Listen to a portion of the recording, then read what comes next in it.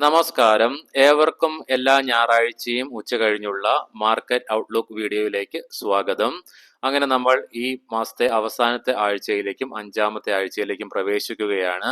ഈ ആഴ്ച നമ്മുടെ മാർക്കറ്റിലേക്ക് വരുമ്പോൾ പ്രധാനമായും US-ഇന്ത്യ trade deal, US Fed decision, നമ്മുടെ മാർക്കറ്റിലെ Q1 ഏർണിംഗ്സ്, വിദേശ ധനകാര്യ സ്ഥാപനങ്ങളുടെ ആക്ഷൻസ് തുടങ്ങി പ്രധാനമായും 10 ഘടകങ്ങളായിരിക്കും നമ്മുടെ മാർക്കറ്റിന്റെ ഗതിയെ നിർണ്ണയിക്കാൻ പോകുന്നത്. ഒരു തിരിച്ചുകയറ്റമാണ് മാർക്കറ്റിൽ സംഭവിക്കുക, അതോ ഇനി മാർക്കറ്റ് കൺസോളിഡേഷൻ തുടരുമോ, അല്ലെങ്കിൽ മാർക്കറ്റ് ഇനിയും താഴേക്ക് പതിക്കുമോ എന്നൊക്കെ വരുന്ന ആഴ്ചയിൽ ഈ 10 ഘടകങ്ങളെ അനുസരിച്ചിരിക്കും നമ്മുടെ മാർക്കറ്റിന്റെ ഗതിയും. ആ കാര്യങ്ങളൊക്കെ നമുക്ക് ഈ വീഡിയോയിൽ ഡിസ്കസ് ചെയ്യാം. അതിന് മുന്നോടിയായിട്ട് നമുക്ക് കഴിഞ്ഞ ആഴ്ചത്തെ മാർക്കറ്റിലേക്ക് വേഗത്തിലൊന്ന് കണ്ണോടിച്ചിട്ട് വരാം. തുടർച്ചയായി 2 ആഴ്ചയായിട്ട് നമ്മുടെ മാർക്കറ്റിൽ സെല്ലിംഗ് പ്രഷർ അനുഭവപ്പെടുന്നുണ്ട്. അതിന്റെ ഭാഗമായിട്ട് 2 ആഴ്ചയിലും തുടർച്ചയായി നമ്മുടെ മാർക്കറ്റ് നഷ്ടത്തോടുകൂടി വ്യാപാരം അവസാനിപ്പിക്കുന്ന കാഴ്ചകളാണ് ദൃശ്യമാകുന്നത്. എല്ലാ മേജർ ഇൻഡസ്ട്രീസും നഷ്ടത്തോടുകൂടി വ്യാപാരം അവസാനിപ്പിച്ചപ്പോൾ നമ്മുടെ ബോർഡർ മാർക്കറ്റ്സിലും മോശമായ പെർഫോമൻസ് ആണ് കഴിഞ്ഞ ആഴ്ചയിലും ദൃശ്യമായത്. ബോർഡർ മാർക്കറ്റ്സിൽ 2% ഇടിവും അനുഭവപ്പെട്ടു വീക്കിലി ബേസിസിൽ. സെക്ടർ വൈസ് നോക്കുമ്പോൾ നിഫ്റ്റി ഐടിയിലും ഫിനാൻഷ്യൽ സെക്ടറിലും റിയാലിറ്റി സെക്ടറിലൊക്കെ ഇടിവ് ദൃശ്യമായി കഴിഞ്ഞ ആഴ്ചയിൽ. ഇതിന്റെയൊക്കെ ഫലമായി നിഫ്റ്റിക്ക് വീക്കിലി ബേസിസിൽ 0.5% ഇടിവ് നേരിടേണ്ടതായിട്ടും വരികയുണ്ടായി. ഇതിന്റെ എല്ലാം ഭാഗമായിട്ട് 4 ആഴ്ച തുടർച്ചയായിട്ട് ഈ മാസത്തില് നമ്മുടെ മാർക്കറ്റ് നഷ്ടത്തോടു കൂടി വ്യാപാരം അവസാനിപ്പിക്കുന്ന കാഴ്ചയാണ് ദൃശ്യമായത്. ഈ ആഴ്ച നമ്മുടെ മാർക്കറ്റിലേക്ക് വരുമ്പോൾ പ്രധാനമായും സ്വാധീനിക്കുന്ന ആദ്യത്തെ ഘടകം FOMC മീറ്റിംഗിന്റെ ഔട്ട്കം തന്നെയായിരിക്കും. ഈ ആഴ്ച ഒത്തിരിയേറെ പ്രധാനപ്പെട്ട ഗ്ലോബൽ ഇവന്റ്സുകൾ നിറഞ്ഞ ഒരാഴ്ചയാണ്. വരുന്ന ചൊവ്വ, ബുധൻ, വ്യാഴം, വെള്ളി ദിവസങ്ങളിൽ പ്രധാനപ്പെട്ട ഒത്തിരിയേറെ ഗ്ലോബൽ ഇവന്റ്സുകൾ ഉണ്ട്. അതിൽ പ്രധാനപ്പെട്ടത് FOMC മീറ്റിംഗിന്റെ ഔട്ട്കം തന്നെയാണ്. FOMC മീറ്റിംഗ് ജൂലൈ 29 തുടങ്ങുമെങ്കിലും ഇൻട്രസ്റ്റ് റേറ്റ് ഡിസിഷനുമായി ബന്ധപ്പെട്ട അനൗൺസ്മെന്റ് ഒക്കെ ജൂലൈ 30 പുറത്തു വരും. ഫെഡറൽ റിസർവിന്റെ ഇൻട്രസ്റ്റ് റേറ്റ് ഡിസിഷനുമായി ബന്ധപ്പെട്ട ഔട്ട്കം ഈ ആഴ്ച US മാർക്കറ്റിനെയും ഗ്ലോബൽ മാർക്കറ്റിനെയും അതുപോലെ തന്നെ നമ്മുടെ മാർക്കറ്റിനെയും സ്വാധീനിക്കാൻ പോകുന്ന ഏറ്റവും വലിയ ഘടകമാണ്. ഇൻട്രസ്റ്റ് റേറ്റ് കട്ട് ഡിസിഷനുള്ള സാധ്യതകൾ കുറവാണെങ്കിൽ കൂടിയിട്ടും US പ്രസിഡന്റ് ട്രംപിന്റെ ഭാഗത്തു നിന്നുള്ള പ്രഷറുകൾ ഫെഡ് ചെയർമാൻ ജെറോം പവലിന്റെ മേൽ അതിരൂക്ഷമായി തന്നെയുണ്ട്. സോ ഇതിന്റെ ഒരു റിസൾട്ട് സർപ്രൈസ് തന്നെയായിരിക്കും. അതിന്റെ ഫലമായിട്ട് മാർക്കറ്റിലും ഒരു സർപ്രൈസ് മൂവ് നമുക്ക് എക്സ്പെക്ട് ചെയ്യുവാൻ സാധിച്ചേക്കാം. രണ്ടാമതായി നമ്മുടെ മാർക്കറ്റിനെ സ്വാധീനിക്കാൻ പോകുന്ന ഘടകം നമ്മുടെ മാർക്കറ്റിൽ പ്രസിദ്ധീകരിക്കാൻ പോകുന്ന Q1 ഏർണിംഗ്സ് തന്നെയായിരിക്കും. പ്രധാനപ്പെട്ട കമ്പനികളായ Adani green energy limited, Adani total gas, Bharat electronics, CarTrade tech, Mazagon dock ship builders, NTPC green energy, RailTel corporation of India, Hyundai motors India, InterGlobe aviation, Dabur India, one MobiKwik, Swiggy, TVS motors company, Adani power, Tata power തുടങ്ങിയ കമ്പനികളുടെ Q1 ഏർണിംഗ്സുകൾ ഈ ആഴ്ച പ്രസിദ്ധീകരിക്കുന്നുണ്ട്. അതുകൂടാതെ നിഫ്റ്റിയിൽ പ്രധാനപ്പെട്ട കമ്പനികളായ Bharat electronics, IndusInd bank, L&T, Tata steel, NTPC, coal India, Eicher motors, Hindustan Unilever, Mahindra and Mahindra, Maruti Suzuki India, Titan, ITC തുടങ്ങിയ heavy weight സ്റ്റോക്കുകളുടെയൊക്കെ റിസൾട്ടുകൾ വരുന്നുണ്ട്. സോ സ്വാഭാവികമായിട്ടും കഴിഞ്ഞ ആഴ്ചത്തെ നമ്മുടെ മാർക്കറ്റിനെ തളർത്തിയ പ്രധാന ഘടകം നമ്മുടെ മാർക്കറ്റിൽ പ്രസിദ്ധീകരിച്ച പ്രധാനപ്പെട്ട ഹെവി വെയിറ്റ് സ്റ്റോക്കുകളുടെയൊക്കെ വീക്കായ Q1 ഏർണിംഗ്സ് ആയിരുന്നു. സോ ഈ ആഴ്ച നമ്മുടെ മാർക്കറ്റിനെ ലോക്കലായിട്ട് പ്രധാനമായിട്ടും സ്വാധീനിക്കുന്ന ഘടകം Q1 ഏർണിംഗ്സ് തന്നെയായിരിക്കും. ഈ ആഴ്ച നമുക്ക് കണ്ടു തന്നെ അറിയണം, കഴിഞ്ഞ 2 ആഴ്ചയ്ക്ക് വിപരീതമായിട്ട് ഈ ആഴ്ച വരാൻ പോകുന്ന പ്രധാനപ്പെട്ട കമ്പനികളുടെ Q1 ഏർണിംഗ്സ് ഒക്കെ പോസിറ്റീവായിട്ട് മാറുമോ ഇല്ലയോ എന്നൊക്കെ. പോസിറ്റീവായിട്ട് മാറുവാണെങ്കിൽ ഒരു പരിധി വരെ നമ്മുടെ മാർക്കറ്റിനെ പിടിച്ചു നിർത്തുവാനും നഷ്ടത്തിൽ നിന്ന് ഒരു കരകയറ്റത്തിലേക്ക് നയിക്കുവാനും അത് സഹായകമാകും. വിപരീതമായാണ് സംഭവിക്കുന്നതെങ്കിൽ അത് നമ്മുടെ മാർക്കറ്റിനെ കൂടുതൽ തളർച്ചയിലേക്കും അതിനെ തുടർന്ന് ഇടിവിലേക്കും നയിച്ചേക്കാനുള്ള സാധ്യതകളും തള്ളിക്കളയാനാവുകയില്ല. മൂന്നാമതായിട്ട് നമ്മുടെ മാർക്കറ്റിനെ ഈ ആഴ്ചയിൽ സ്വാധീനിക്കാൻ പോകുന്ന മറ്റൊരു ഘടകം ട്രേഡ് താരിഫിന്റെ ഡെഡ് ലൈൻ തീരുന്നു എന്നതാണ്. അതായത് ഓഗസ്റ്റ് 1 വരുന്ന വെള്ളിയാഴ്ചയാണ് ഡെഡ് ലൈൻ തീരുന്ന ദിവസം.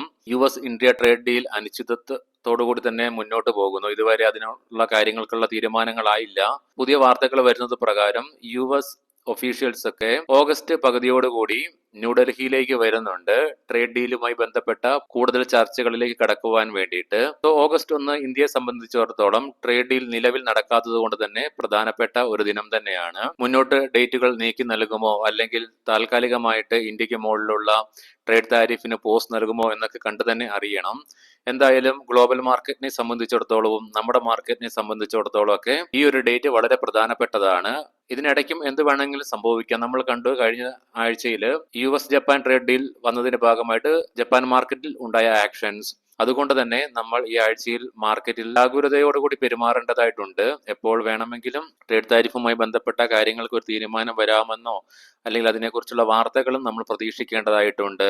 നാലാമതായിട്ടുള്ള പ്രധാന ഘടകം പ്രധാനപ്പെട്ട ഇക്കണോമിക് ഡാറ്റാസ് തന്നെയാണ്. Industrial production data, HSBC manufacturing PMI data തുടങ്ങിയവയൊക്കെ ഓഗസ്റ്റ് 1 റിലീസ് ആകുന്നുണ്ട്. സോ ഈ ഡാറ്റകളുടെയൊക്കെ റിസൾട്ടുകളും നമ്മുടെ മാർക്കറ്റിന്റെ ഗതിയെ നിർണ്ണയിക്കുന്ന പ്രധാനപ്പെട്ട ഘടകങ്ങളിൽ ഒന്ന് തന്നെയാണ്.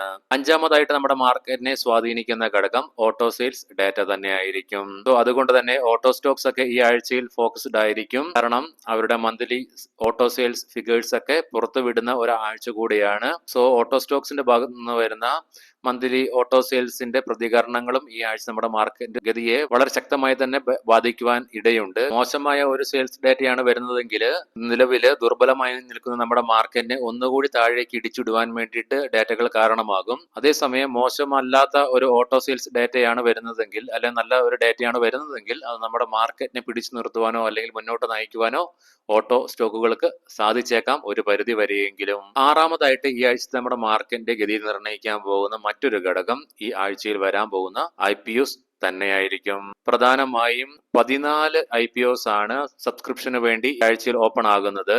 അതിൽ 5 എണ്ണം മെയിൻ ബോർഡിലേക്കും ബാക്കി 8 എണ്ണം SME സെഗ്മെന്റിലേക്കും ആയിരിക്കും.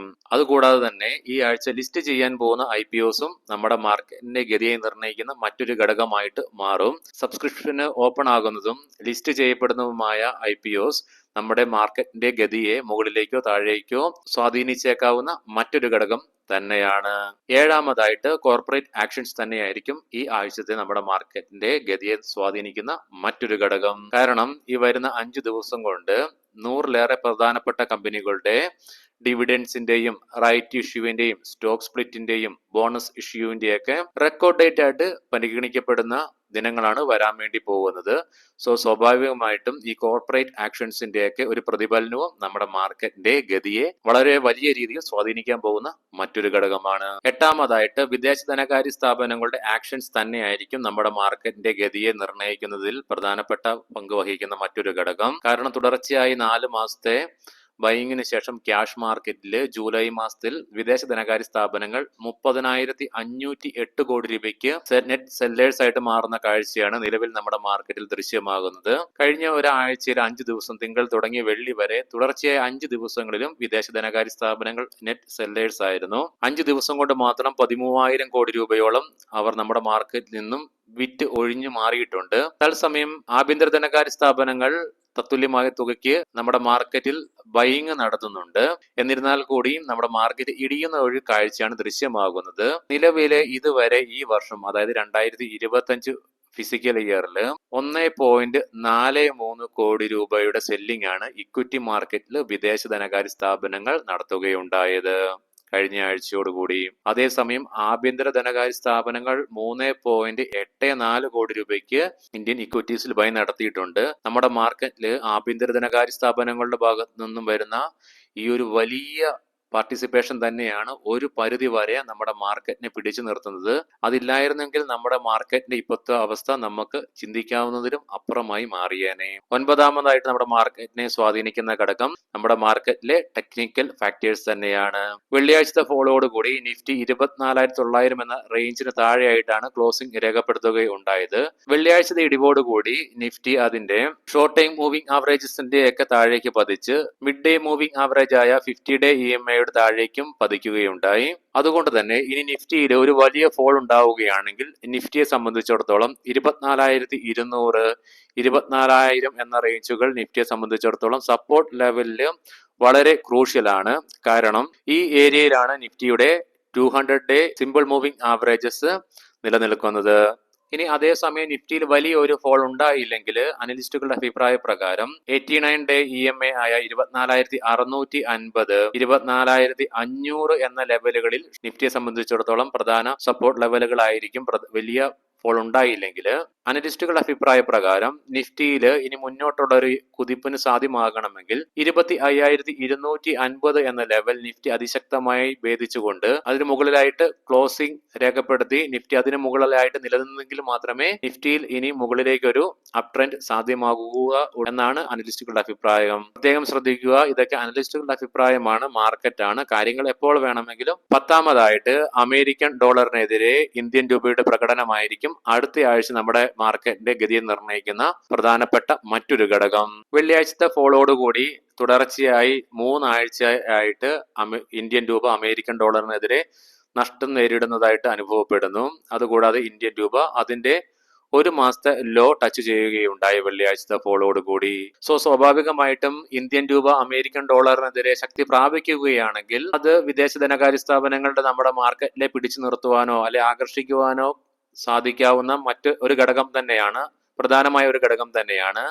അതേസമയം ഇന്ത്യൻ രൂപ അമേരിക്കൻ ഡോളറിനെതിരെ വീണ്ടും ഇടിയുകയാണെങ്കിൽ അത് വിദേശ ധനകാര്യ സ്ഥാപനങ്ങളുടെ നമ്മുടെ മാർക്കറ്റിലുള്ള ഒന്നും കൂടെ ശക്തിപ്പെടുത്തുവാൻ സ്വാധീനിക്കുന്ന മറ്റൊരു ഘടകമായി തന്നെ മാറിയേക്കാം. എന്നാൽ അതേസമയം ഇന്ത്യൻ രൂപ അമേരിക്കൻ ഡോളറിനെതിരെ ഒരു ചെറുത്തുനിൽപ്പ് നടത്തുകയാണെങ്കിൽ അത് നമ്മുടെ മാർക്കറ്റിന്റെ കൺസോളിഡേഷനും സഹായകമായി മാറിയേക്കാം.